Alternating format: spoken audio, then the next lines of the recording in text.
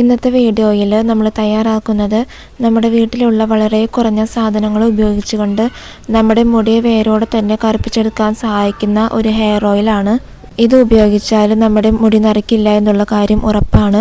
സ്വാഭാവികമായിട്ടും പ്രായമാകുമ്പോൾ എന്തായാലും എല്ലാവരുടെയും മുടി നരയ്ക്കും. എന്നാലും നമുക്കൊരു പരിധി വരെ നമ്മുടെ മുടിയെ നരയിലേക്ക് പോകാതെ കൺട്രോൾ ചെയ്യാനായിട്ട് പറ്റുന്നതാണ്.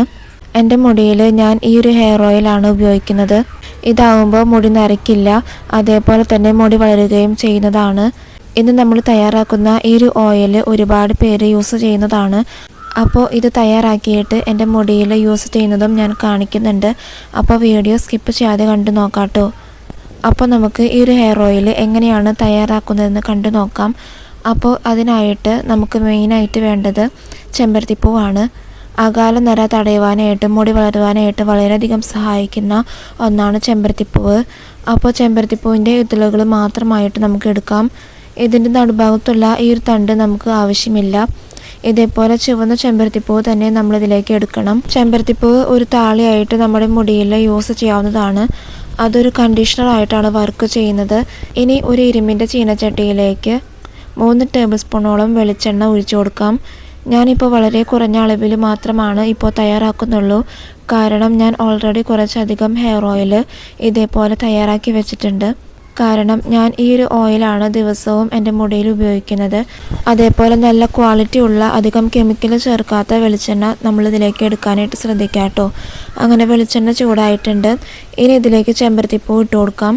ചെമ്പരത്തിപ്പൂ നല്ലതുപോലെ കഴുകി അത് തുടച്ചിട്ട് വേണം നമ്മൾ വെളിച്ചെണ്ണയ്ക്ക് ഇട്ട് കൊടുക്കേണ്ടത്. പലരും പല രീതിയിലാണ് ഹെയർ ഓയിൽ തയ്യാറാക്കുന്നത്.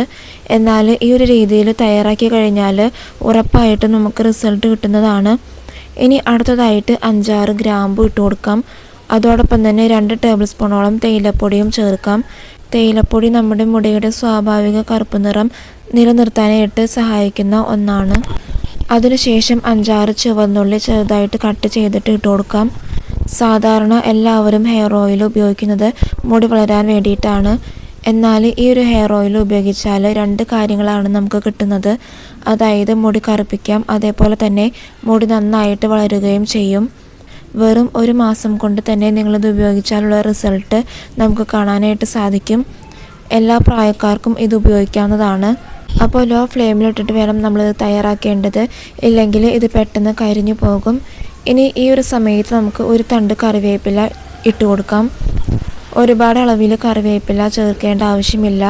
ഒരു തണ്ട് കറിവേപ്പില മാത്രം ചേർത്താൽ മതി. ഈ ഒരു ഹെയർ ഓയിലിൻ്റെ പാകം എങ്ങനെയാണെന്ന് വെച്ചാൽ, ഇത് പാകമായി വരുമ്പോൾ നമ്മളിതിലേക്ക് ചേർത്ത കറിവേപ്പില നന്നായിട്ട് ഫ്രൈ ആയിട്ട് കിട്ടും.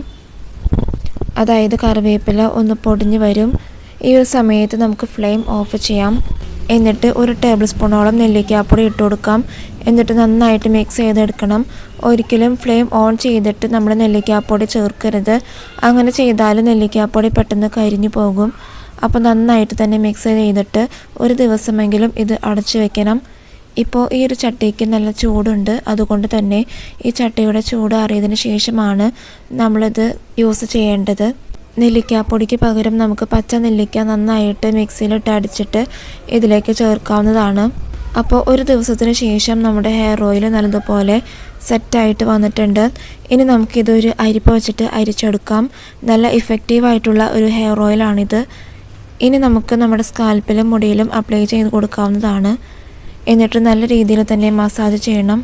എങ്കിൽ മാത്രമാണ് നമ്മുടെ മുടിയിൽ ഈ ഒരു ഹെയർ ഓയിൽ പിടിക്കുള്ളൂ. എന്നിട്ട് 15 മിനിറ്റിന് ശേഷം മുടി കഴുകാവുന്നതാണ്. സാധാരണ നമ്മൾ ഉപയോഗിക്കുന്ന എന്തെങ്കിലും ആയുള്ള ഷാമ്പു ഉപയോഗിച്ചിട്ട് നമുക്ക് മുടി കഴുകാം, അല്ലെങ്കിൽ താളി ഉപയോഗിച്ചിട്ട് നമുക്ക് കഴുകാവുന്നതാണ്. അങ്ങനെ 1 മാസം കണ്ടിന്യൂസ് ആയിട്ട് നിങ്ങൾ ഉപയോഗിക്കണം. നിങ്ങളുടെ മുടി നരയ്ക്കുന്നത് കുറഞ്ഞു വരുന്നതും അതേപോലെ തന്നെ മുടിക്ക് നല്ല ഉള്ളു വയ്ക്കുന്നതുമാണ്. ഇത് ഉപയോഗിച്ചിട്ട് എനിക്ക് റിസൾട്ട് കിട്ടിയിട്ടുണ്ട്. അതുകൊണ്ട് തന്നെയാണ് ഞാനിത് നിങ്ങളുമായിട്ട് ഷെയർ ചെയ്യുന്നത്. അപ്പോൾ നിങ്ങളും ഇതേപോലെ ചെയ്ത് നോക്കണം. അപ്പോൾ ഇന്നത്തെ വീഡിയോ നിങ്ങൾക്ക് യൂസ്ഫുൾ ആയിട്ടുണ്ടെങ്കിൽ ഈ വീഡിയോ ഒന്ന് ലൈക്ക് ചെയ്യുക. അതോടൊപ്പം തന്നെ ഈ ചാനൽ ഒന്ന് സബ്സ്ക്രൈബും ചെയ്യുക. So thank you.